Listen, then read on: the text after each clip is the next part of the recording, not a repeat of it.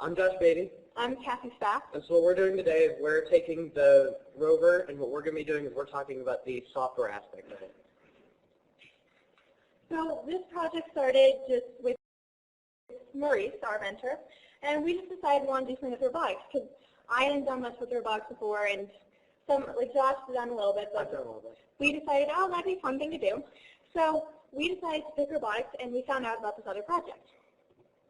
So this other project is the Lazarus project. We had talked with Dr. Seamack, and he had let us know that we could use some of the robots. And so what this Lazarus project is it is a project that formed in UNC 3 years ago in 2012. And with this project, the goal was to create robots that could be expanded upon in later years so that those with little to no experience could come into the project and have all of the knowledge that people have had before because the information goes into a database. So one of the different robots of this project is the mousebot, which you can see here or up on the screen. And this is a scaled down version of the Lazarus, which was the large robot they made. And basically it's pretty simple. It has 4 wheels, as you can see, and 4 motors, and then 2 motor controllers that control those wheels, and an Arduino Uno microcontroller, which is basically the brain of the robot. It's just like a mini computer, and it saves space, and you code it, and you put it in there, and it does what you tell it to do. So, as you already know, the robot needs sensors if it's going to move around, if it's going to know what's in its environment. So initially, there were some infrared sensors. These were good for inside. You could move around the room. It would sense an object by sensing the infrared bouncing off of an object. But the problem with that is when we're outside, it can't exactly work as well as we would hope because the sun emits infrared.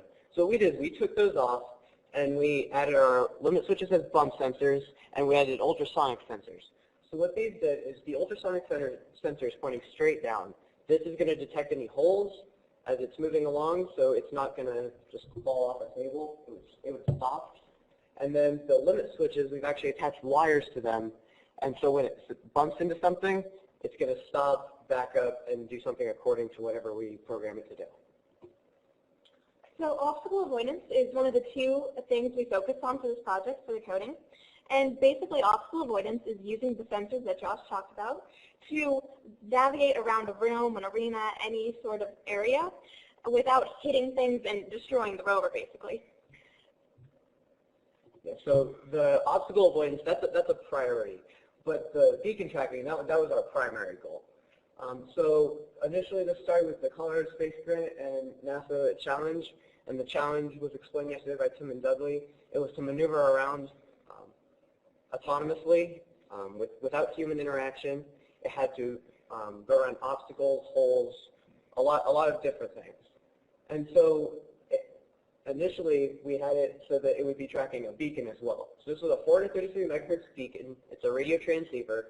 And what this does is it emits radio waves that a similar receiver that would be on the rover, it would interpret as RSSI. So it's a received signal strength indication. So what this does is when it receives its signal strength, it will give some number. It will be a smaller number if it's farther away and a larger number as it gets closer. So an algorithm is a repeated set of instructions that the robot will continuously go through. And we focused on 2 different types of algorithms in our research, wall tracking and triangulation. And this picture here is a void loop, which is what you put your algorithm in the coding. All right, so you're probably thinking, what is wall tracking? So this is the rover. It's going to find a wall, and as it's moving toward the wall, it's going to bump into it, and then it will back up, turn, rinse, and repeat. So it's trying to track the beacon, but if there's something in the way, it's going to hit that and try to move around it. So here we have a diagram of wall tracking. As you see, the rover starts in the middle of this walled-in area, and it would drive forward along this line until it hits the wall, in which it would back up, turn 90 degrees, and turn 90 degrees again to try to go to the beacon over here. And it would continue doing this, tracking around the wall until it found this hole over there, and could then travel all the way over to the beacon. All right, so then triangulation. This gets a little bit more complicated. So the rover is going to read this RSSI. It's going to interpret it into a distance using a formula. And so what this does is when you have this distance from the RSSI, it's going to take RSSI at some point, travel forward, and take that RSSI again. Then it's going to compare those distances, and using that, it's going to find, using trigonometry, the point at which the beacon should be at. So we have a diagram to show this as well. All right, so if you start here at location A, and you measure the RSSI, you would realize that the beacon is anywhere on that circle, that distance away from it. Then you would drive over to location B, where it would measure the RSSI again, and you could get another circle where the distance is whatever you calculate from the RSSI. Then you get again, would drive to location C, and then you would measure the RSSI and get a circle, and the beacon would be here at this point where they all intersect. Yeah, so RSSI, it doesn't give a direction, it only gives a distance. So you're going to see that when it's here, you know that RSSI could be anywhere within a radius of this circle, which is why we need 3 points, and we can triangulate it at that point. All right, so RSSI to distance is really complex. There's this formula here, and so we found that wall tracking is just going to end up being more reliable over time. There's just a lot of variables that go into triangulation, and trying to process that with the microcontroller is not feasible. The microcontroller doesn't have enough power to do this because it doesn't have the storage space available to store all of the variables you need for the triangulation, because you need the RSI and the distances, and you have a whole bunch of calculations. You have to have a lot of distances and turn times. And then in addition, that it can't do the trig functions you would need to calculate where the beacon would be and how it would have to turn to drive over there. So overall, this microcontroller, it would not be powerful enough to do the triangulation.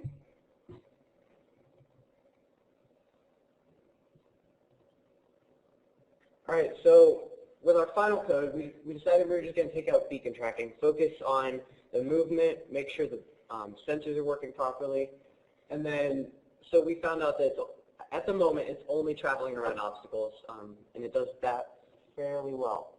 And here's a short video you can watch. All right, so it's driving forward, and we have the code so that when it bumps into an object, it's going to back up, turn the opposite direction 45 degrees, and continue. All right, so it backed up, turns. All right, so you see that now it's driving forward, and it's going to bump into another obstacle. Now this, it hit both sensors, so it's backing up, and it's going to turn 90 degrees. And then it will continue this process until, well, it would continue it forever, but we experienced some difficulties at times, and our rover would get stuck. And at the end of this video, you'll see one of the instances it gets stuck is if there is an angled object, because it will not trigger the sensors. It would just stop it. But the sensors would think that there's nothing there, so it'll keep trying to drive.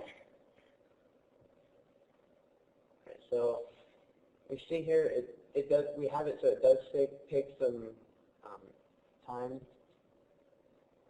All right, so at that point it would just. All right, so at that point it would just continue to turn, and if there was nothing wrong, it would just continue that forever. It is in a loop.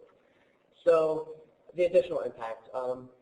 So with this, we know that all of our information is being added to the Lazarus project.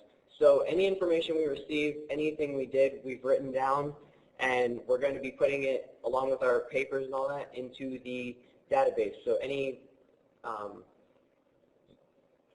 coming up UNC students, any FSI students, they can go take one of these robots, look at the information we have, and make decisions based what they want to do based on the research we do. So they're probably not going to use RSSI just because it's a lot more complex than feasibly necessary.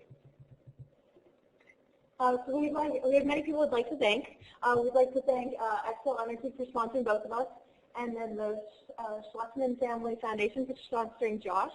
Right. We'd like to thank Lori for being the director of FSI. We'd also like to thank Dr. Edison of MAST, and Timothy O'Neill and Matt CMAC for allowing us to use their rover, helping us along the way. And then Maurice was the third for being our mentor, our advisor, helping us with this project in general. And then, of course, I'd like to thank our family and friends who helped us get here and push us to come to this program. It's been an amazing experience having this time to do science and math, and we really appreciate that. Thank you. Thank you.